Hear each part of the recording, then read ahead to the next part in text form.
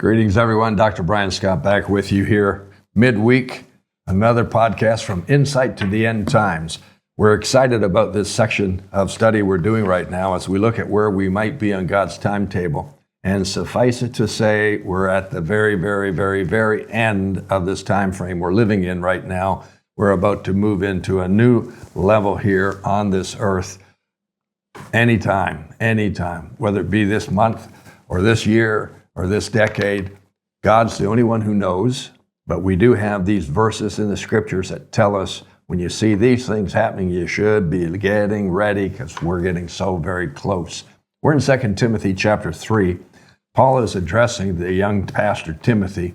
He's warning him in chapter 3, verse 1, that in these last days we're living in right now, perilous times are going to come, and they are here. We are living in these perilous times. As we get into verse 2 and 3 and so on, we're looking at factors that are significant indicators of these perilous times. In verse number 3, we are looking at a couple of factors here. The first one is unloving. We began looking at it just the other day, and I have more I want to share with you on that. So let's get right into the material today.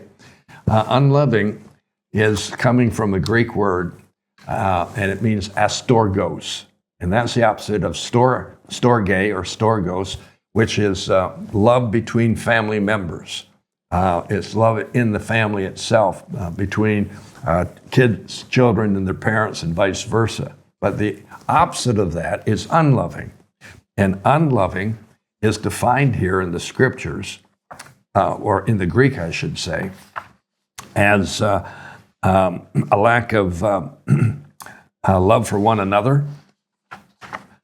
It's just bad news. That's all it is. Bad news. It means a lack of devotion to your family, an absence of commitment to one another, a deterioration of the family relationship, the loss of family affection, and the breakdown of the family. So we were looking at this the other day, and of course that's what's going on here in North America in 2026. We're seeing a tremendous amount of this occurring. And I want to give you some contributing factors because you wonder, where is this all coming from? I'd suggest to you that in the last 20 to 30 years, we've seen a deterioration that has accelerated. And I think one of the major contributing factors, number one, is technology. We didn't have this when I was growing up. But this technology has provided us with the internet, with computers, with smartphones, with all kinds of computerized games, etc., etc. Hey, this is Matt from Insights to the End Times. I wanted to interrupt just for a quick moment and ask you to do us a huge favor. If you could go ahead and hit the like, share, or subscribe button, it would allow us to make sure that you stay up to date with all the latest videos from Dr. Scott. Now back to the episode. As a result, most kids today are learning their social skills, their cultural skills, their interpersonal skills from the internet, from social media, from likes and dislikes, and so on and so forth. Here's another factor that has contributed. Multiple televisions available within the home to the point where almost everybody in the home has their own television. And all connected to the internet in most cases, or on cable, as some of them are. But there's a tremendous amount of streaming going on now, where they are connected to the internet and they're accessing all kinds of information that was never available even 20 or 30 years ago. Thirdly, most American homes have at least 3 computers in the home, between desk-based units, but the majority of them now are laptops or available on their phones, etc. And that allows them access to way too much information. And most of it is not edifying or helping or strengthening the values that a person has. Here's an interesting fact that I pointed out in a book I wrote called Get Rid of Stinkin' Thinking. I wrote this about 10 or 12 years ago, and I examined the deterioration that was occurring amongst young people, and the fact that they end up growing up with a thinking process that ends up, I call it stinking thinking. And here are two factors I found. A child by the age of 5, when a child reaches the age of 5, they have learned 50% of their decision-making criteria, their decision-making skills. Where did they learn it?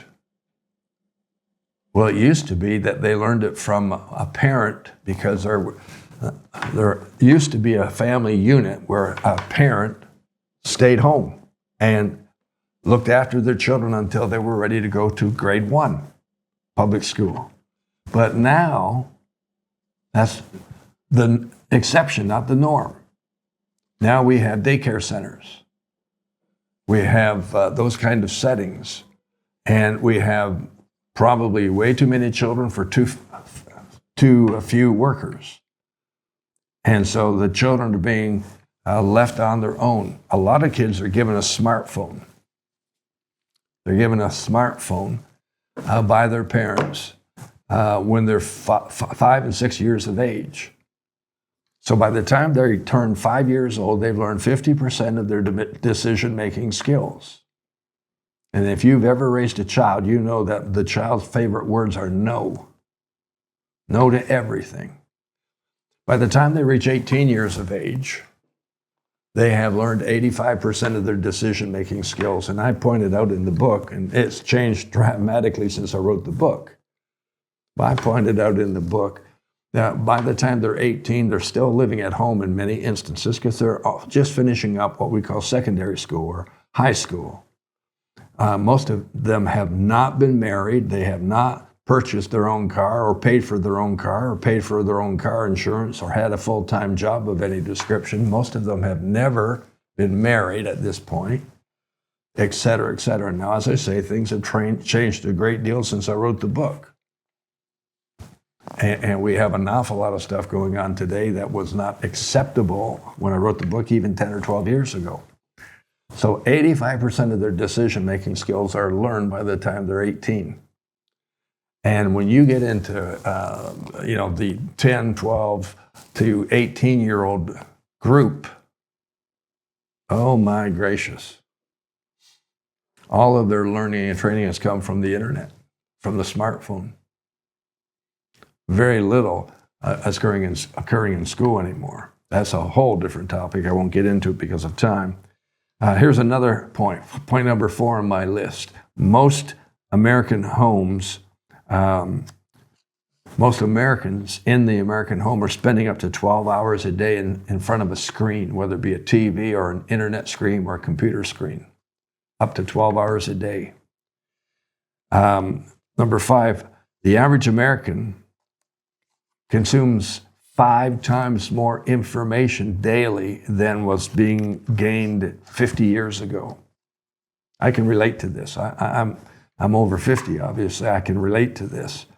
The information available today is overwhelming, absolutely overwhelming. Number 6, most American homes have more than 3 smartphones in the home. That means everybody in the home has their own phone and they're doing their own thing. Here's a 7th point. 90% of Americans have access to the internet on a regular daily basis, and 90% of their homes are wired to access the internet. So the internet has become basically everything to us. It is training us, it's teaching us, it is pointing out what is moral and immoral. And you know, we could spend a lot of time on this. You know very well that what's coming across a lot of the internet is not helping, it's hurting. And here's another very, well, it's a discouraging point. Point number 8 on my list. 60% of young children today are enrolled in extracurricular activities like soccer or tennis or baseball or whatever. And that means that they're being taken to games, to practices, to camps, And it is splintering the family unit once again, because one is going this way and one is going that way, and so on and so on. So we are in a deteriorating condition as it pertains to the storge love, which is love between family members. And it is disappearing. If you talk to school teachers, if you talk to counselors, you're going to find that they have very little ability to control their students, to demand much from their students. They are being attacked by both the student and the system, so on and so forth. The rarity today is a family that sticks together. We had a sign in our home growing up, and it said, "The family that prays together stays together." Well, that's when going to church on Sunday was expected of people. That was the norm 50, 60 years ago. Now that same saying could be, "The family that plays together stays together." And that's not occurring very often, because everybody's involved in their own sports, their own games, their own teams. And there's not a whole lot of cohesion in that. So my wife was a school teacher, and then she became a principal and was the founder of her own private Christian school. And the standards in that school that she operated were one of the highest set of standards in our entire city, and our students enrolled in that school scored higher than almost everybody else in the community. But the standards in the public systems of schooling today are much lower than they were even 20 or 30 years ago. And students are not allowed to fail, it seems. They are promoted because the school system doesn't want to hurt their social skills or their self-worth or their self-assurance, et cetera, et cetera. And now there may be a lot of exceptions to this statement. I realize that. But there was a time not so long ago where what we're talking about didn't even exist. There were standards. And at least if you wanted to pass into the next grade, you had to have at least 51% or higher. And sometimes they set the standard at 60, et cetera, et cetera. But the standards have changed so dramatically that when I encounter an adolescent today, or someone in the late teens or early 20s, even into the early 30s, they don't know cursive writing, for instance. You can't read their writing. They can't spell. They can barely do mathematics. They can barely add. A lot of them can't read.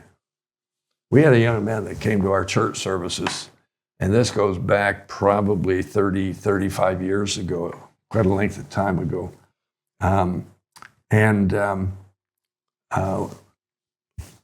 After about 4 weeks of attending church and counseling with him and meeting with him, he told me that for the first time in his life, he was able to read the four Gospels, Matthew, Mark, Luke, and John. I said, "Well, that's great. I'm glad you did it." He said, "You don't get it."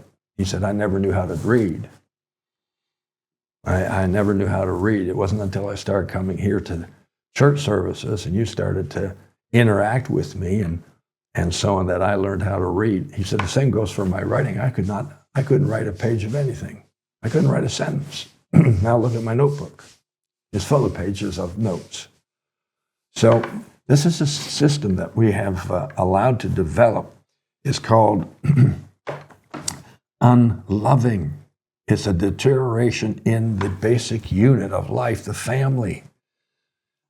It's absolutely amazing. So once again, those four words for love in the scriptures Agape is the highest form of love. That's the God kind of love towards us. And it's the love that desires to be a blessing to others at the expense of self. Hence, Jesus going to the cross. Filial is the kind of love that exists between family members, I should say between friends and fellow believers. It's where you come together corporately and you accept one another and you fellowship together. Eros is that intimate love or that physical love that exists between a husband and a wife. And then we get down to storge, which is the familiar love. And I want to suggest to you something. When you look at filial, which is the brotherly love, and you look at eros, which is the intimate love, and you look at storge, which is the familiar love, you're talking about love operating on a horizontal basis between people. When you talk about the highest form of love, agape, that's the God kind of love. You're talking about love on a vertical basis. And so love, if we were to define it, love is a desire to give to others, to bless others at the expense of self. It may involve money or time or skills or abilities, but you're willing to invest those into someone else at your own time, at your own expense, at your own money. And that is something that is disappearing also. Because the opposite of love that shows up so often in society is called lust. And lust is a perverted form of love.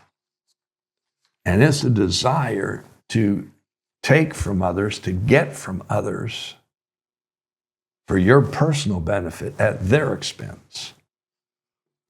So it's a desire to get whatever it is you want, but at that person's expense. And that's where we get into the sexual terms, where lust leads to abuse and leads to even greater physical violations.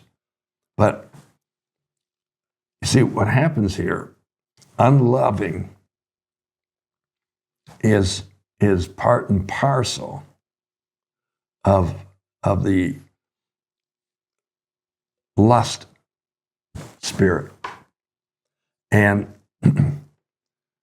unloving means you're going to focus on yourself to get whatever it is you want, to increase you, to bless you, and you are going to do it at the expense of someone else, and you don't even care that you're taking advantage of them. That's where we have ended up in our society today. In an unloving society, it is really, really dangerous, because it reminds me of Genesis chapter 1 prior to the flood. And Genesis chapter 6 prior to the flood. And God said, when he looked on the land and on all the people, he found that they had every intent of their heart was evil. Every thought coming out of their heart was evil. They were wicked. They were perverse. They were violent. And he said, I wish I hadn't even created mankind. Now, this is where our society is going and has been going for some time, and it's because of unloving, unholy, unthankful, and we're going to study this next session, unforgiving. Now, you might think, oh, those are terms, yeah, sure, but they are demonic spirits that are undermining our society, and they are signs, very, very accurate signs of where we are on God's timetable, very similar to just before the floodwaters came. And that's a type and shadow of the coming of the Lord, and then the release of the 7 years of tribulation. These are very powerful statements. I'm glad you're here today to share them with me, and I'll see you in our next podcast as we look at the next point, and that is unforgiving. Thanks for joining us.